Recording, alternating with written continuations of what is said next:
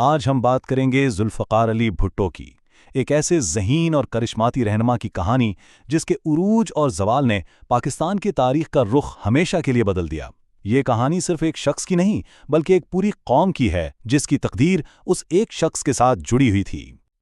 اور اس کہانی کا اندازہ اس ایک جملے سے ہو جاتا ہے۔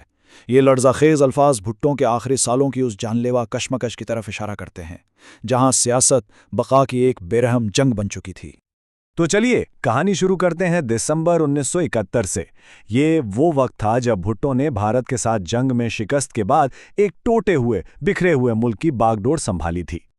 ذرا سوچیں، بھٹو کے سامنے چیلنجز کا ایک پہاڑ کھڑا تھا، ملک ٹوٹ چکا تھا، قوم کے حوصلے پست تھے، 13,000 مربع کلومیٹر زمین پر بھارت کا قبضہ تھا، اور سب سے بڑھ کر تقریباً 1 لاکھ فوجی اور سویلین بھارت کی قید میں تھے۔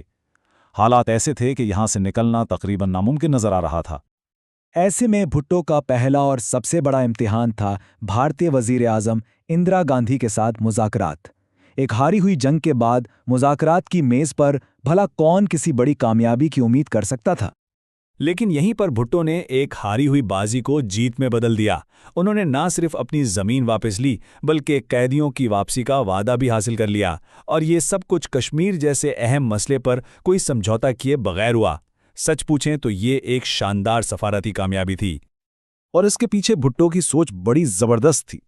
انہوں نے زمین کی واپسی کو پہلی ترجیح دی کیونکہ وہ جانتے تھے کہ بھارت 93,000 قیدیوں کو ہمیشہ کے لیے نہیں رکھ سکتا۔ قیدی تو آج نہیں تو کل واپس آ ہی جاتے، لیکن زمین ایک بار ہاتھ سے نکل جاتی تو شاید کبھی واپس نہ آتی۔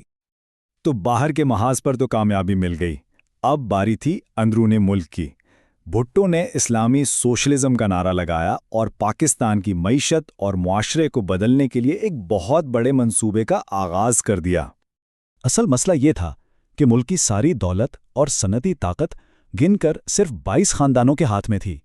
یہ چارٹ دیکھیں تو اندازہ ہوتا ہے کہ حالات کتنے خراب تھے۔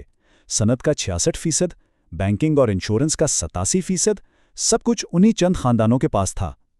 بھٹو اسی عدم مساوات کو ختم کرنا چاہتے تھے۔ تو اس مسئلے سے نمٹنے کے لیے بھٹو نے 3 بڑے قدم اٹھائے۔ پہلا، بڑی صنعتوں اور بینکوں کو قومی تحویل میں لے لیا تاکہ یہ اجارہ داریاں ٹوٹیں۔ دوسرا، لیبر پالیسی بنائی جس نے پہلی بار مزدوروں کو پینشن، انشورنس اور منافع میں حصے جیسے حقوق دیے۔ اور تیسرا، زمینی اصلاحات کیں تاکہ بڑے بڑے جاگیرداروں کی طاقت کو توڑا جا سکے۔ یہ اقدامات عوام میں تو بہت مقبول ہوئے، لیکن انہی پالیسیوں کی وجہ سے ملک کے امیر ترین صنعت کار اور جاگیردار بھٹو کے کٹر دشمن بن گئے، اور بعد میں یہی لوگ ان کے خلاف اکٹھے بھی ہوئے۔ بھٹو کی سب سے بڑی کامیابیوں میں سے ایک تھا 1973 کا متفقہ آئین۔ یہ بہت بڑی بات تھی، لیکن اسی آئین میں ایک ایسی چیز تھی جو بعد میں ایک المناک ستم ظریفی بن گئی۔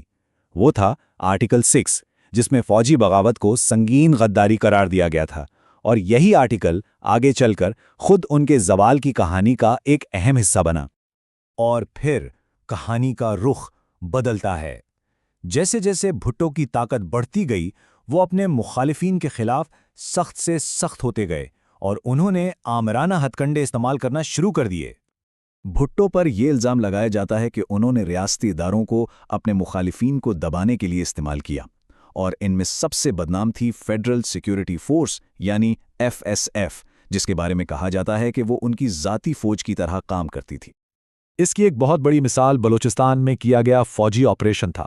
وہاں ایک سیاسی حریف نیشنل عوامی پارٹی کو کچلنے کے لیے فوج کا استعمال کیا گیا، جس نے ایک ایسی بغاوت کو جنم دیا جو سالوں تک چلتی رہی۔ اور یہ حکومت کس حد تک جا سکتی تھی، اس کا اندازہ اس ایک واقعے سے ہوتا ہے۔ JA رحیم، جو بھٹو کی اپنی پارٹی کے بانی اراکین میں سے تھے اور 70 سال کے بزرگ تھے، انہیں FSF کے اہلکاروں نے بے دردی سے مارا پیٹا۔ یہ ایک کھلا پیغام تھا کہ تنقید کوئی بھی کرے، اسے بخشا نہیں جائے گا۔ اور اب ہم آتے ہیں بھٹو کی اس ایک مہلک غلطی کی طرف جس نے ان کے زوال کی بنیاد رکھ دی: وقت سے پہلے انتخابات کا اعلان اور اپنے ہی چنے ہوئے آرمی چیف کو بہت ہلکا لینا۔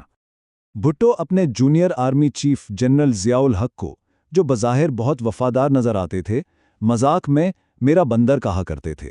یہ نام ہی ان کے تکبر اور غلط فہمی کو ظاہر کرتا ہے۔ وہ ضیاء کو ایک کمزور اور بے ذرہ شخص سمجھتے تھے، اور یہی ان کی سب سے بڑی بھول ثابت ہوئی۔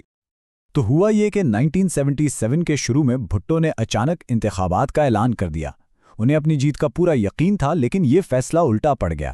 مارچ میں انتخابات ہوئے اور اپوزیشن نے دھاندلی کے سنگین الزامات لگا دیے۔ اس کے بعد پورے ملک میں پرتشدد احتجاج شروع ہو گیا، مہینوں تک ملک مفلوج رہا، اور پھر آخرکار 5 جولائی کو جنرل ضیاء نے آپریشن فیئر پلے کے نام سے مارشل لاء لگا دیا۔ دیکھیں، عوامی سطح پر جنرل ضیاء کا کردار کیا تھا؟ وہ بھٹو کو اپنی مکمل وفاداری کا یقین دلا رہے تھے۔ وہ کہتے تھے، ہم حکومت کا دایاں بازو ہیں، ہم وفادار ہیں اور وفادار رہیں گے۔ لیکن پردے کے پیچھے ایک بالکل الگ کھیل چل رہا تھا۔ بھٹو کے ایک وزیر کو اپوزیشن لیڈر نے خبردار کیا تھا کہ کچھ اپوزیشن لیڈرز جرنیلوں سے رابطے میں ہیں اور فوج اقتدار پر قبضہ کر سکتی ہے۔ اس سے صاف ظاہر ہوتا ہے کہ ضیاء ایک ڈبل گیم کھیل رہے تھے اور اپنے موقع کا انتظار کر رہے تھے۔ اور اب ہم کہانی کے آخری اور سب سے المناک باب کی طرف آتے ہیں، وہ متنازع قتل کا مقدمہ جس نے بھٹو کی قسمت پر ہمیشہ کے لیے مہر لگا دی۔ اس مقدمے کو سمجھنے سے پہلے ایک بنیادی سوال ذہن میں آتا ہے، کیا یہ انصاف تھا یا صرف انتقام؟ چلیں مقدمے کے حقائق پر نظر ڈالتے ہیں۔ الزام تھا ایک سیاسی مخالف احمد رضا قصوری کے قتل کی سازش کا، اور جج کون تھے؟ مولوی مشتاق، وہ شخص جنہیں بھٹو نے چیف جسٹس بننے سے روک دیا تھا، یعنی ایک واضح ذاتی اناد موجود تھا۔ سارا کا سارا کیس وعدہ معاف گواہوں کے بیانات پر کھڑا تھا، جن کے بارے میں کہا جاتا ہے کہ ان سے یہ بیانات دباؤ ڈال کر لیے گئے تھے، اور فیصلہ سزائے موت۔ اور پھر اس ثبوتوں میں بھی ایک بہت بڑا تضاد تھا۔ استغاثہ کی کہانی یہ تھی کہ ایف ایس ایف کے 2 بندوں نے حملہ کیا، لیکن جائے وقوع سے جو گولیوں کے خول ملے وہ 4 مختلف جگہوں سے آئے تھے، جس کا مطلب تھا کہ حملہ آور 4 تھے۔ اس اتنے بڑے تضاد کو عدالت نے بالکل نظر انداز کر دیا، اور پھر 4 اپریل 1979 کو بھٹو کو پھانسی دے دی گئی۔ لیکن جیسا کہ کہتے ہیں، کہانی یہاں ختم نہیں ہوتی، کیونکہ دہائیوں بعد مارچ 2024 میں پاکستان کی سب سے بڑی عدالت سپریم کورٹ نے اپنا فیصلہ سنایا، اور وہ فیصلہ یہ تھا، ذوالفقار علی بھٹو کو شفاف ٹرائل نہیں ملا۔ یہ فیصلہ ہمیں سوچنے پر مجبور کرتا ہے کہ طاقت، انصاف اور تاریخ کا آپس میں کتنا گہرا اور پیچیدہ تعلق ہے، اور یہ سوال بھی چھوڑ جاتا ہے کہ کیا تاریخ کے غلط فیصلوں کو کبھی پوری طرح سے درست کیا جا سکتا ہے؟